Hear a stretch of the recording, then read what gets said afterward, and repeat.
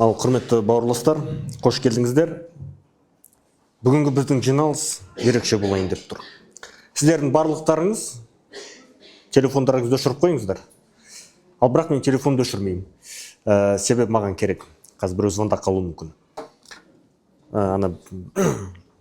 Мен балама қарап отырған кісі қазір звондап қалуы мүмкін, сондықтан мен телефоным қосылып тұра берсін. Ал сіздер телефондарыңызды өшіріп қойыңыздар. Бүгін біз сіздермен осы римдіктерге арналған хатты оқуды ары қарай жалғастырамыз.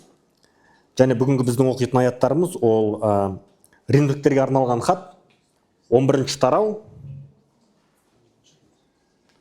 11-ші тарау мен 33-ші аяттан бастап 36-ші аяттың соңына дейін. Қазір біз сізбен осы аяттарды бәріміз бірге оқып шығайық. Содан кейін менде сіздерге мынандай бір сұрақ болады. Бірінші аяттарды оқиық. О, неткен бай Құдайдың даналығы. Неткен терең оның білік парасаты. Шешімдеріне адам ақылы жетпес. Жолдарын оның ешкім зерттеп бітпес. Кім жаратқанның ақыл ойын ұққан, кеңесшісі болып бағыт берді оған. Құнын қайтарып аламын деп, Құдайдан кім алдымен бір нәрсесін берген оған. Себебі әлемнің бәрі де Құдайдан. Ол арқылы, ол үшін пайда болған. Лайым Құдай мадақталсын әрқашан. Аумин. Енді біз осы кел кітапты оқыған кезде, біз кел кітапты зерттеген кезде, кез келген нәрсені оқыған кезде, және кез келген нәрсені зерттеген кезде, біз әрдайым осы біз оқып отырған мәтіннің текстің контекстіне қарауымыз керек. Контекст дегеніміз, яғни осы аятқа дейін, осы біз оқыған аяттарға дейін не айтылды, және осы аяттардан кейін ары қарай не айтылады. Біз осы екі жаңағы текстің маңайындағы басқа аяттарға, басқа тарауларға тура соған жақын тұрған аяттар мен жақын тұрған тарауларды дұрыс түсінген кезде, біздің осы оқып отырған, біздің жаңағы осы ден қойып, талқылағымыз келіп отырған, түсінгіміз келіп отырған мәтін бізге одан бетер жақынырақ ашылады. Енді осы жердегі контекст, ол мынандай контекст. 9-ші тараудан бастап 11-ші тараудың осы соңына дейін елші Паул Құдайдың әлемді құтқару, соның ішінде Израиль халқымен және Израильдік емес жаңағы басқа ұлт адамдарының қалай құтқарылатынына байланысты Құдайдың жоспарын айтады. Және осы жоспарды айтып болғаннан кейін елші Паул сол жоспардың қандай екенін түсінгеннен кейін ол осы сөздерді айтып тұр. О, неткен бай Құдайдың даналығы.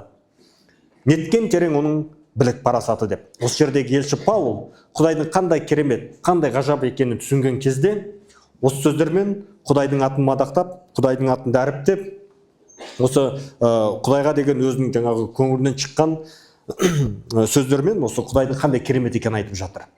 Енді мен сіздерге мынандай сұрақ қояйын. Сіз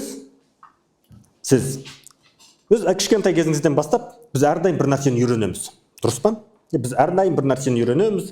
Бірінші біз жүруді үйренеміз, одан кейін біз сөйлеуді үйренеміз. Одан кейін біз оқуды үйренеміз, оқу әріптаны оқығаннан кейін біз цифрларды үйренеміз, сандарды. Сандарды білгеннен кейін оны алып қосуды, бөлуді, ажыратуды. Одан кейін кейінірек өсе келе жаңағы биология, антропология, физика, математика осының бәрін үйренеміз. Өткен жолы мен уағызымда былай деп айтқам, адам баласы ол эмоциональный тіршілік иесі деп.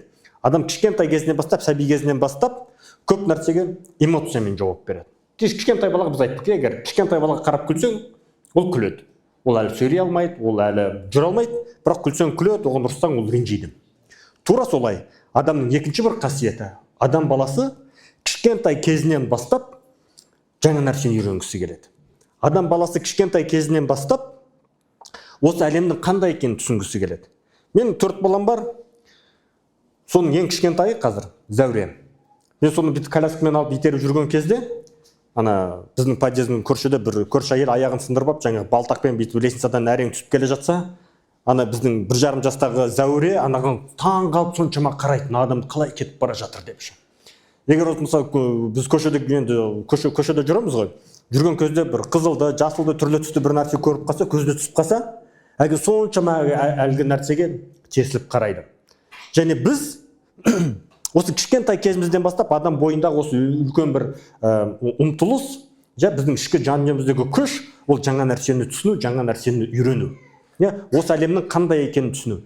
Және осы біздің үйрену жаңағы үрдісіндегі осы процесте біздің ең басты түсінетініміз, осы біздің біліміміздің шарықтау шегі, бізге ең қажетті, біз өзіміз ең мұқтаж, бізге ең керек білім, немесе ең керек түсіну керек нәрсе, ол Құдайдың өзі. Немесе Құдайдың адамзатқа ашып берген өзінің жоспары. Жаңағы кішкентай бала, кішкентай кезімізден бастап, балдақпен өтіп бара жатқан адамның, немесе көшеде бір қызыл бір гүл көріп қалсақ, содан бастап жаңағы астрономия, физика, математика, лингвистика, әртүрлі жаңа ғылымның әртүрлі салалары бар ғой. Соның бәрін үйреніп болғаннан кейін, немесе осы қалай болмаған кезде де ең басты, ең қажет білім адам үшін, ең қажет нәрсе ол Құдайдың өзі. Біз Құдайды танып білуіміз керек, біз Құдаймен қарым-қатынасымыз тығыз болу керек, біз Құдайдың қандай екенін түсінуіміз керек. Және елші Паул осы жерде Құдайдың қандай екенін түсінген кезде, және Құдайдың адамзатқа байланысты жоспары қандай екенін түсінген кезде, оның айтып тұрған сөздері осындай. О, неткен бай Құдайдың даналығы, неткен терең оның білік парасаты. Шешімдеріне адам ақылы жетпес. Жолдарын оның ешкім зерттеп бітпес дейді. Кім жаратқанның ақыл ойын ұққан, кеңесшісі болып бағыт берді оған. Яғни бүгінгі уағызда мен сіздерге айтайын деген құрметті бауырластар, егер осы біздің қазір тағы осы уағыздағы айтылған көп нәрселердің ішінен бәрін түсінбей қалсаңыздар, осы бір нәрсені ғана түсінетін болсаңыздар, осы болсын. Сізге ең қажетті нәрсе, сіздің өміріңіздегі ең қажетті жаңағы білім, немесе ең қажетті информация, ол Құдайдың өзі. Ең қажетті, ең керек тұлға, ол Құдайдың өзі, ол Құдайдың жоспарын білу, түсіну. Егер осы бағыздан еш нәрсесінде қалмаса да, мен үшін ең қажетті информация Құдай деп осыны түсініп қайтыңыздар. Енді осы жерде елші Паулдың жаңағы біз контекст деп айттық. Осы 9-шы тараудан бастап, осы 11-ші тараудың аяғына дейін елші Паул Израиль мен және басқа ұлт адамдарының құтқарылу, Құдайдың олардың қалай құтқаратын жоспары туралы айтады. Енді осы жерде жаңағы біз мынандай деп айттық, әртүрлі ғылым бар деп. Биология, физика, математика, лингвистика. Осындай әртүрлі ғылымның бір салалары ол теология. Яғни оны қазақшасын кейбіреулер бүйтіп аударған, Құдай тану деп. Орысшасын түсінбей жатсаңыздар, богословие. Осы теологияда, осы келі кітапты зерттеу саласында, осы библеистикада, жаңағы систематикалық теологияның бір бөлігінде осы Израиль халқымен және израильдік емес халқына байланысты, олардың қалай құтқарылатынына байланысты екі үлкен бір бағыт бар. Бірінші бағыт мынандай. Израиль халқы Құдайдың таңдалған халқы, сондықтан бүкіл сенушілер қауымы бар. Соның арасында Израиль халқы бар. Израиль халқы ол ерекше халық. Ол таңдалған халық, ол Құдайдың таңдаулы халқы. Олар ерекше халық, сондықтан басқа ұлттың адамдары, израильдік емес халықтар, жаңағы еврей халқынан ұлтынан шықпаған адамдар өздерін олардың алдында кішкене былайша екінші сортты болып сезініп тұру керек деп үйретеді. Немесе егер сіз сол еврейдің халқынан шыққан адаммен сөйлесіп қалсаңыз, Исаға сенетін насықшы біреумен сөйлесіп қалсаңыз, ол сізге бүйтіп айтады. Бұл әлемнің адамдары екіге бөлінген дейді. Біріншісі еврейлер, қалғаны басқалар. Бұл бір жаңағы бағыт. Бұл бір көзқарас. Екінші көзқарас мынандай. Еврей халқы шын мәнінде де Құдайдың таңдалған халқы болған. Бірақ Құдайдың негізгі шын мәніндегі таңдалған халқы ол сенушілердің қауымы. Исаға сенетін адам, әрбір Исаға сенетін адам, осы еврей сияқты Құдайдың алдында таңдалған адам. Бізді Құдайдың алдында таңдалған ететін, біздің Құдайдың алдындағы ақталуымыздың басты бір шарты және жалғыз шарты, ол тек Иса Мәсіхке деген сенім.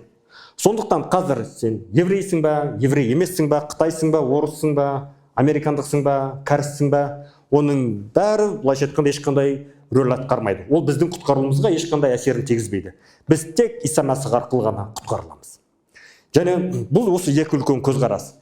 Бірінші көзқарас болсын, екінші көзқарас болсын, біз осы жерде келі кітаптың тарихын кішкене есімізге түсірейік. Келі кітапта осы Құдайдың еркі қалай ашылды. Таза текст бойынша.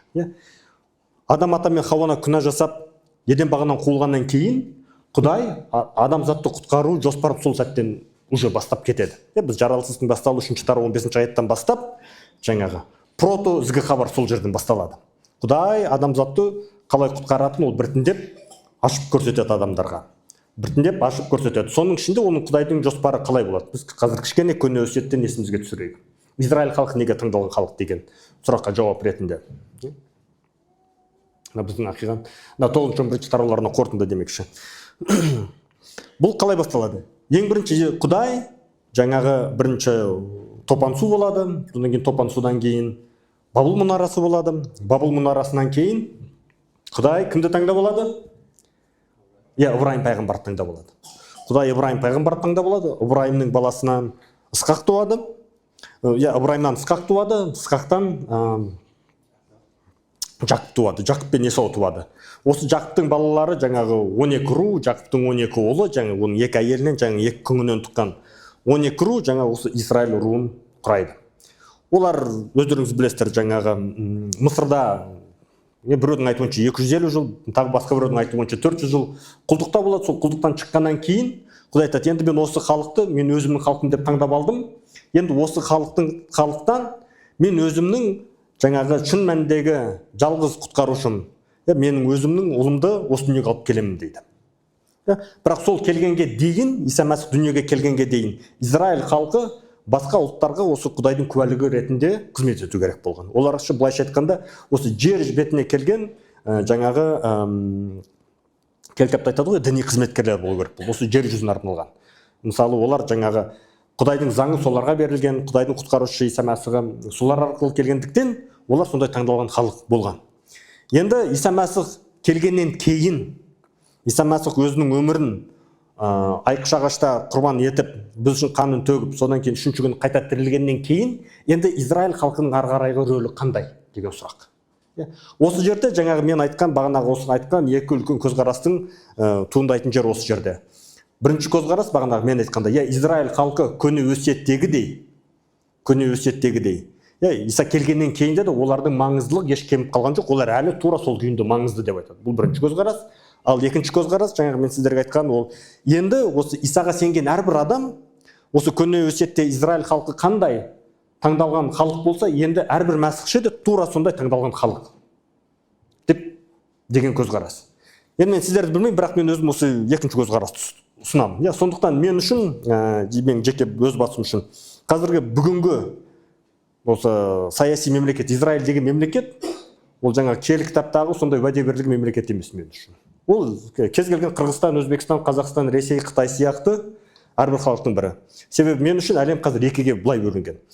Мәсіхшілер және мәсіхші еместер деп. Ал еврейлердің көзқарасында былай, олар бірінші еврейлер және басқалар деп. Бірақ осы біздің мәсіхшіліктің ұстанымы бойынша, киелі кітаптың тәлімі бойынша әлем қазір екіге бөлінген. Мәсіхшілер және мәсіхші еместер. Құдайдың алдында. Себебі тек Иса Мәсіх арқылы ғана құтқарылу керек. Ол тек еврей болғаны үшін ғана мәсіхсіз Құдайдың алдында оны құтқаратын төте жол жоқ.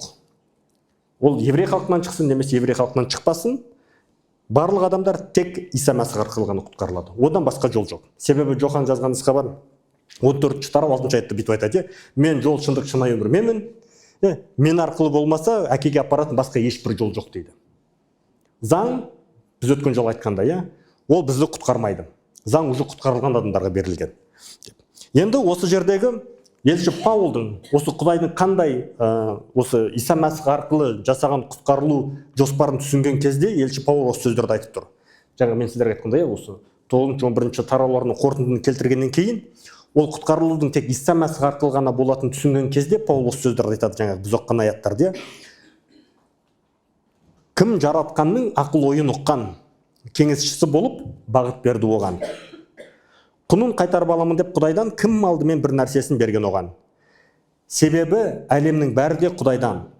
Ол арқылы ол үшін пайда болған. Лайым Құдай мадақталсын әрқашан дейді. Сонымен құрметті бауырластар, біз осы жалпы контекстті түсіндік. Жалпы контекст елші Паул Құдайдың адамзатты құтқаруына деген соны түсінген кезде соған бола енді Құдайдың атын мадақтап, оны қалай Құдайдың атын дәріптеп жүр. Енді осы елші Паулдың Құдайды қалай мадақтаған сөздеріне көңіл аударайық. Осы біз оқыған аяттарды былай 5-ке бөлсе болады екен. Бұл біздің үзіндінің мазмұны. Біріншісі, ол Құдайдың байлығы шексіз терең. жаңа грек тілінде батос деген сөз, терең деген сөз, плутос дегеніміз байлық деген сөз, иә. Және Құдайдың байлығы сондай шексіз, терең. Ол байлық деген кезде жаңағы біздегі доллар, немесе Каспий банктегі счет емес, иә. Ол Құдайдың өзі қаншалықты шексіз екен, Құдайдың қаншалықты керемет екен. Елші Паул соны айтып жатыр. Жаңағы Құдайдың жаңағы өзінің ішінен соны алып шыға беретін, ешқашан таусылып қалмайды, ешқашан бітіп қалмайды. Жаңа Құдайдың сүйіспеншілігі ешқашан таусылып қалмайды, Құдайдың шыдамдылығы ешқашан бітіп қалмайды. Құдайдың керемет екені, Құдайдың қаншалықты ғажап екені, ол ешқашан таусылып бітіп қалмайды. Құдай сондай шексіз. Біздің байлығымыз, сүйіспеншілігіміз, шыдамдылығымыз, киелілігіміз әрдайым таусылып қалады, біздікі шектеулі.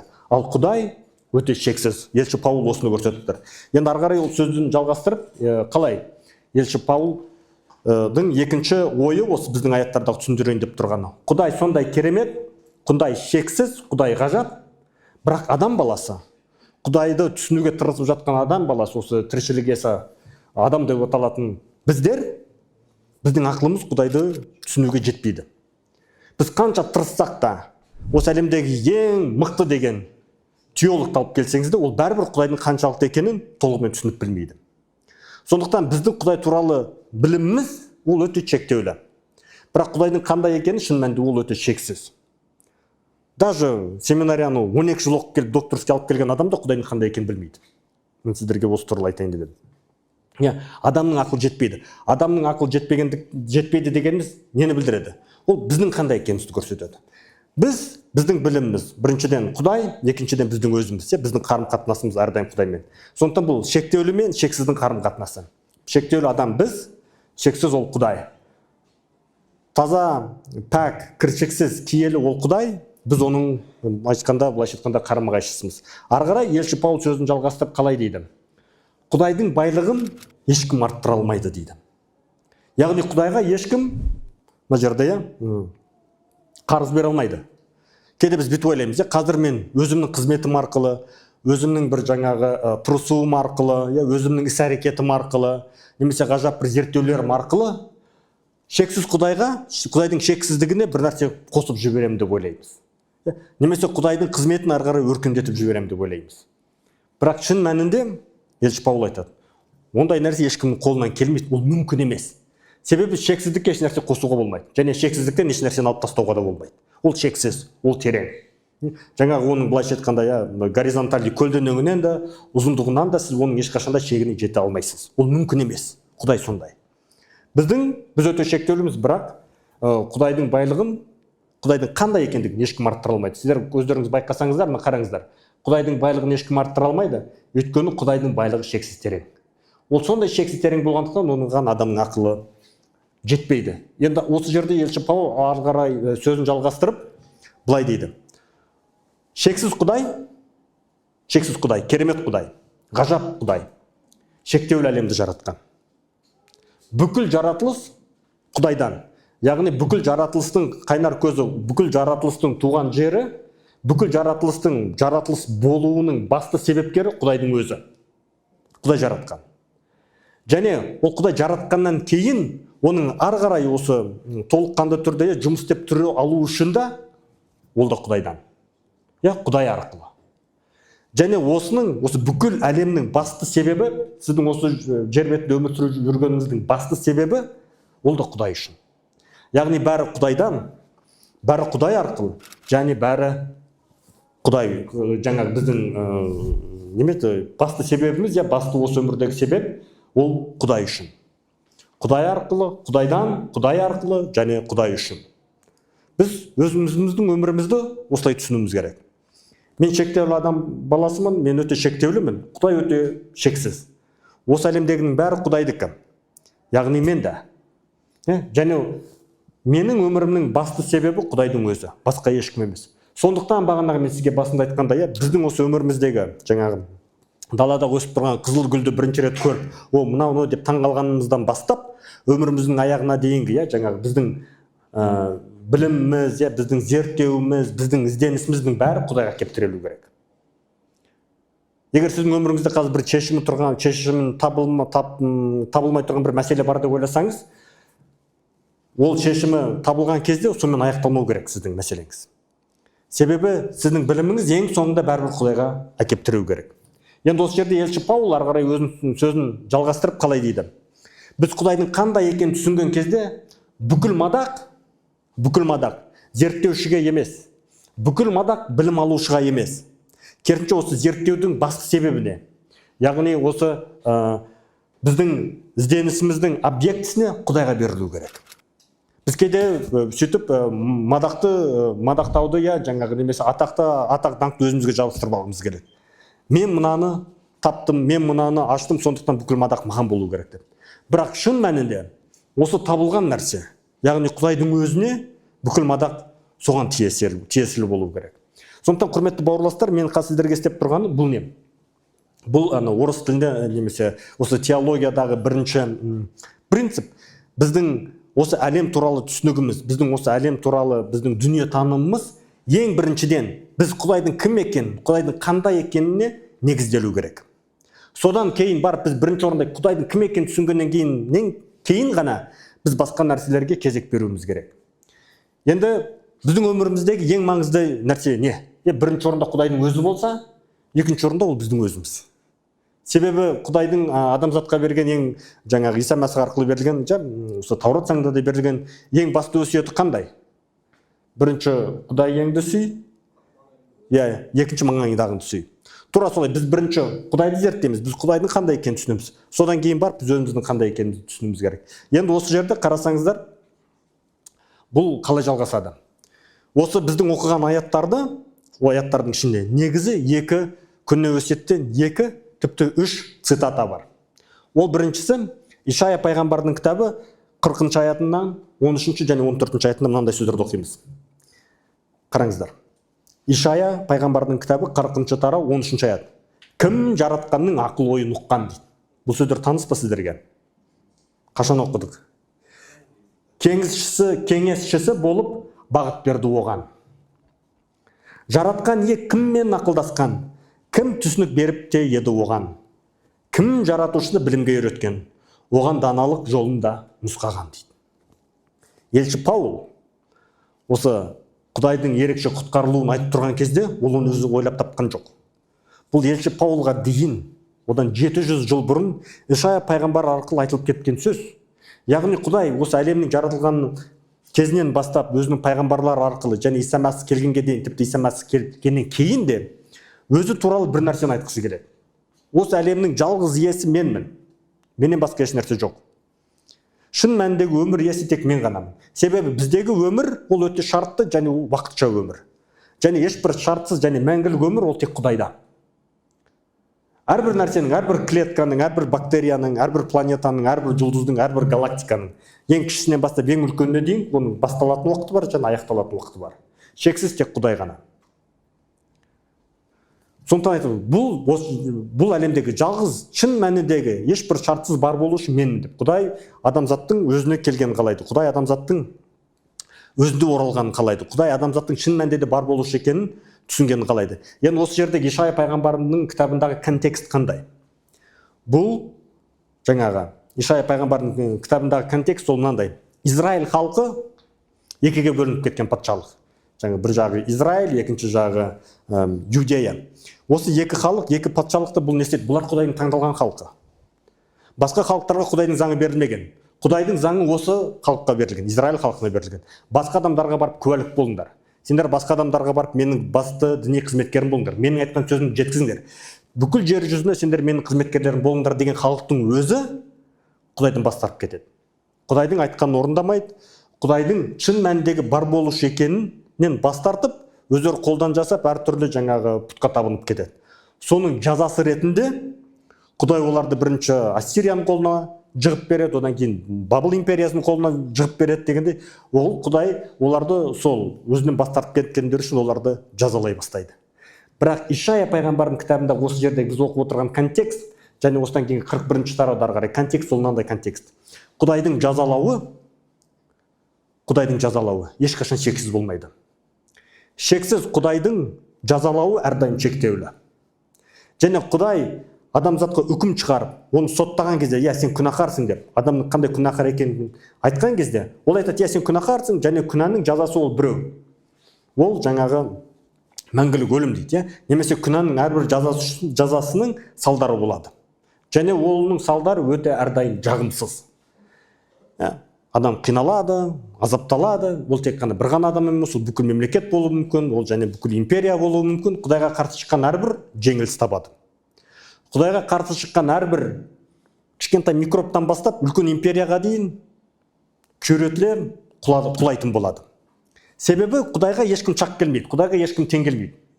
Ешкім Құдайға барып, мен сенімен қазір күш сынасамын деп, оған ешкім, былайша орысша айтқанда, вызов тастай алмайды. Бірақ Құдайдың жазалауы, Құдайдың жазалауы ол әрдайым шектеулі. Құдайдың жазалауы, оның әрдайым оның бір белгілі уақыты бар. Белгілі уақыт келген кезде жазалау тоқтайды, жазалау бітеді. Сот бітеді. Соттан кейін не болады? Ақталуы келеді. Сот біткеннен кейін ақталған адамның өмірінде қуаныш орын алады. Және бұл жердегі контекст осындай. Егер сіз кітаптағы әрбір пайғамбарлық сөзді оқысаңыз, және осы үлкен пайғамбарлар кітабы, кішкентай пайғамбарлар кітабын оқысаңыз, жалпы кітаптың мазмұны мынандай. Құдай әрдайым айтады, мен бар болушы Құдай жалғыз менмін дейді. Сен ақымақ адам, сен менен бас тартып кеттің, енді осы үшін сен жазаланатын боласың дейді. Бірақ әрбір пайғамбарлық сөз аяғында үміт бар. Құдайдың жазалауы ешқашан үмітсіз болмайды. Құдайдың жазалауы ешқашан шексіз болмайды. Себебі тіпті заңдар кітабында былай деп жазылған, көзге көз, тіске тіс деп. Яғни жаза ешқашан да шексіз болмау керек. Егер біреу сізге бір нәрсе істеп қойса, негізі кітап бүйтіп үйретеді, осы мәсіхке сенушілер біз бүйтіп үйретеміз. Исаның сөзіне сай, оң бетін тұрғанға сол бетін тос деп. Ал егер біз көне өсиет бойынша әрекет етеміз десек, онда егер ол бізді бір соқса, біз оны бір-ақ рет қана соғуымыз керек. Бірақ адам баласы өте зұлым болғандықтан, өте сондай жауыз болғандықтан, біз кейде шексіз жазалағымыз келеді. Адам жазалаған кезде біз ешқашан тоқтағымыз келмейді. Құдай ондай емес. Құдайдың шын мәнінде күші бар, бізді шексіз жазалайтын. Құдайдың тіпті оған құқығы да бар, оған қақысы да бар, жетеді. Бірақ біз олай істемеуіміз керек. Себебі Құдайдың өзі ең бірінші орында айтады, менің ашуым ешқашан шексіз емес. Менің ашуымның әрдайым шегі бар. Сондықтан бұл жердегі бұл қуаныштыққа бар. Құдай айтады, мен сендерге үміт беремін дейді. Сен жазаланасың, бірақ соның жазаның артында үміт бар. Бірақ осы біз мәсіхшілер ретінде біз білеміз, осы ең басты жаза ол Иса Мәсіхте орындалды. Иса Мәсіх осы біз тартатын жазаның ең бастысын, ең үлкен бөлігін өзінің мойнына алды. Сондықтан біз ақталған адамдармыз. Енді осы біздің аятта, осы біз оқыған аяттардың ішінде тағы бір цитата бар көне өсиеттен. Ол Айып пайғамбардың кітабы 41-ші аяттан бастап 41-ші тараудың 3-ші аятын. Мынандай сөздер бар. Құнын менен қайтарып алам деп кім бір нәрсесін маған беріп қойған. Аспан астындағылардың барлығы да менікі. Бұл сөздер сіздерге таныс па? Бұл да осы жаңағы біз оқыған римдіктерге арналған хаттың 33-ші аятынан бастап 36-ші аяттарға дейінгі жерде кездеседі. Парафраз. Айып пайғамбардың кітабы, мен сіздердің естеріңізге түсіре кетейін, контексті қандай? Айып өте Құдайға берілген адам, ол Құдайдың пайғамбары. Бірақ шайтан келеді, Құдайға айтады, ана Айып дейді. Оның саған сенетін бір ғана себебі бар. Себебі сен оны миллионер қылып қойғасын. Құда бәрі бар. Не кием, не жем деп ешқашан уайымдамайды. Тамағы тоқ, киімі көк, шалқып өмір сүріп жүр, сондықтан әрине ол Құдайды мадақтайды. Сосын Құдай айтады, жоқ, ол Айып ондай емес. Айып менің сүйікті ұлым. Мен оған көмек берсем де, мен оны жарылқасам да, мен оны жарылқамасам да, ол бәрібір мені жақсы көреді. Ол бәрібір мені мадақтайды дейді. Сенбесем, мен саған қазір көрсетемін дейді, Құдай Айыптегі барлық осы жерге жаңағы осы дүниелік бүкіл байлығын тартып алады. Тіпті оның бала шағасын одан алып қояды. Сол кезде оның жаңағы дінге берілген 3 досы кеп Айыпты әшкерелей бастайды. Сенің өстіп қиындық көріп жатқан себебі, енді былай мазмұнын былайша айтқанда, қысқаша айтқанда, мүмкін сен есіңде жоқ шығар. Бірақ баяғыда ма, әлде осы жолда ма, ісіңде ме, жүрген жүріс тұрысыңда ма, айтқан сөзіңде ме, әлде ойыңда ма, мүмкін сенің қалау ниетіңде ме, Құдайға ұнамсыз, Құдайға жақпайтын бір нәрсе болған шығар. Сондықтан сен осының бәрін қазір осындай қиындық көріп жатырсың. Саған сондықтан соның не екенін анықтап, содан арылып тазару керек. Сол кезде Құдай саған осының бәрін қайтарады дейді. деп осы 40 тарау осы туралы болады. Иә, жаңа үшеуі кезек сөйлейді, арасында әйелі бар дегенде айып оларға жауап беретін. Жалпы әңгіменің мазмұны осындай. Енді осы 41-ші тарауда Құдайдың өзі жауап береді. Айыптың басында осындай жағдайдың болған. Құдайдың жауабы осы біздің аяттарда жазылған. Менен қайтарып аламын деп кім бір нәрсесін маған беріп қойған дейді. Құдайдың айтып тұрғаны басқаша айтқанда. Иә, айыпты жаңағы байлық болды, оның бала шағасы болды, оның өмірі сондай бай болды. Бірақ оның бәрі ешқашан еш уақытта айыптікі болмаған. Оның бәрі менікі болатын, Құдайдың айтып тұрғаны. Сондықтан мен сенен бір нәрсені алып қойған кезде маған немесіне ренжисің, мен өзімнің затымды өзіме қайтарып алдым. Сенде осы дүниеге жалаңаш келгесін, сенде ең басынан бастап еш нәрсе болған жоқ. Мен сенің өміріңе берген жаңағы жыртық футболкадан бастап, мысалы $1,000,000-ға дейін бәрі мен бергем, Құдайдың. Бәрінің несі менмін. Мен оны қалаған адамыма берем, қалаған адамнан аламын. Ал сендер осы жер бетіндегі, осы біздің жаңағы тозып кеткен аяқ киімнен бастап, біз оның бәрін, ол біздің меншігіміз емес, біз олармен былайша айтқанда, орысша айтқанда жаңағы управляющий. Сол ғанамыз. Және бұл осы жердегі қарап отырсаңыз, осы Айып пайғамбардың кітабының контекстінде, тіпті біздің бала шағамызда түбегейлі олар біздікі емес. Оның бәрін бізге Құдай берген.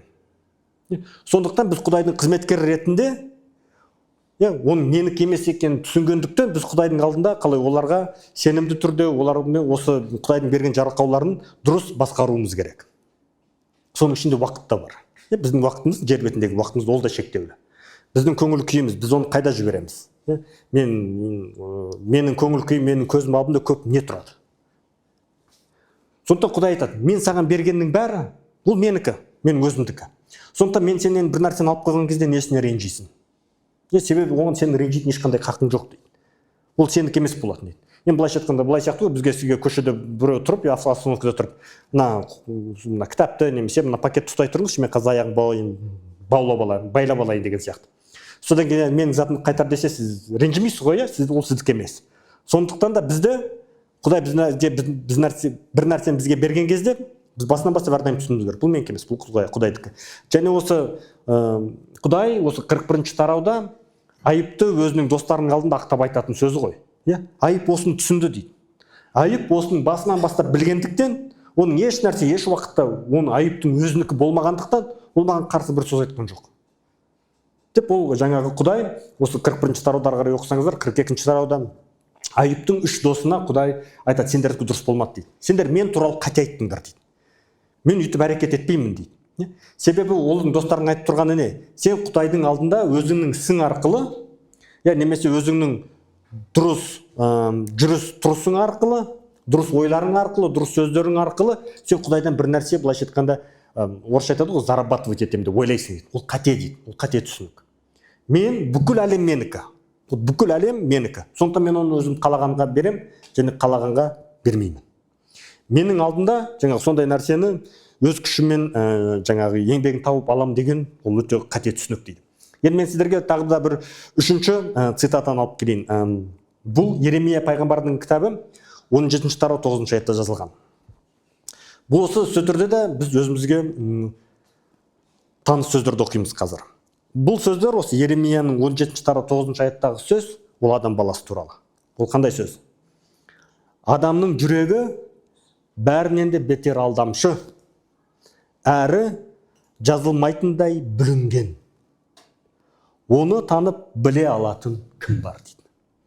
Егер адамның бір шексіз нәрсесі болса, ол адамның зұлымдығы. Біздің бойымыздағы ешбір шегі жоқ. Жаңағы біз басында айттық қой, Құдайдың байлығы терең деп, сол сияқты өте терең, өте кең, тамырын терең жайған нәрсе, ол біздің қаншалықты күнәлі екендігіміз. Және біздің қаншалықты жаңағы лас екеніміз, қаншалықты арам екеніміз, біздің қаншалықты Құдайға қарсы тұрғандығымыз. Бұл бұл шын мәнінде де шексіз. Сондықтан осындай біздің сондай шексіз күнәмізді жеңетін тек шексіз күш болу керек. Және осы шексіз күш тек Иса Мәсіх арқылы берілген. Осы таусылмайтын керлік, таусылмайтын құдірет және таусылмайтын сүйіспеншілік Иса Мәсіх арқылы берілген. Сондықтан елші Паул осыны түсінгендіктен ол осындай сөздерді айтып тұр. Құдайдың патшалығын, Құдайдың байлығын, оның білік парасатын түсінетін ешкім жоқ. Құдайдың шешімдерін, Құдайдың жолына бағыт бағдар беретін ешкім жоқ. Еш нәрсе жоқ, ол мүмкін емес дейді. Құдайға ешкім ешқашан еш уақытта қарыз бере алмайды. Тек бәрі Құдайдан, бәрі Құдай арқылы және бәрі Құдай үшін. Енді осы жердегі біз жаңағы Ишая пайғамбар мен Айып пайғамбардың кітабынан оқыдық. Бұл не? Елші Паулдың Құдайдың мадақтап тұрғандығы басты себебі не? Себебі Ишая пайғамбардың кітабында ол сот болса, ал Айып пайғамбардың кітабында ол сынақ болған. Сот пен сынақ Иса Мәсихте аяқталады. Біздің өміріміздегі болып жатқан әрбір қиындық, біздің өміріміздегі болып жатқан ең басты қиындық, ең басты проблема ол күнәнің мәселесі. Ол күнә мәселесі. Және ол біздің сотталуымызға алып кеп соғады, ол біздің әрдайым сыналуымызға алып кеп соғады. Енді осының бәрінен құтқаратын жалғыз күш, жалғыз құдірет тек Иса Мәсихте. Осыдан құтқарылған кезде, сот аяқталған кезде, біз не боламыз? Біз ақталған адамдармыз. Сынақ біткен кезде болды. Сынақ жоқ, ешбір қиындық жоқ. Сынақ аяқталды, біз енді қиналмаймыз. Иса Мәсихте себебі біз құтқарылдық. Сондықтан құрметті бауырластар, мен сөзімді осындай немен аяқтағым келеді. Ақталған адам әрдайым қуанады.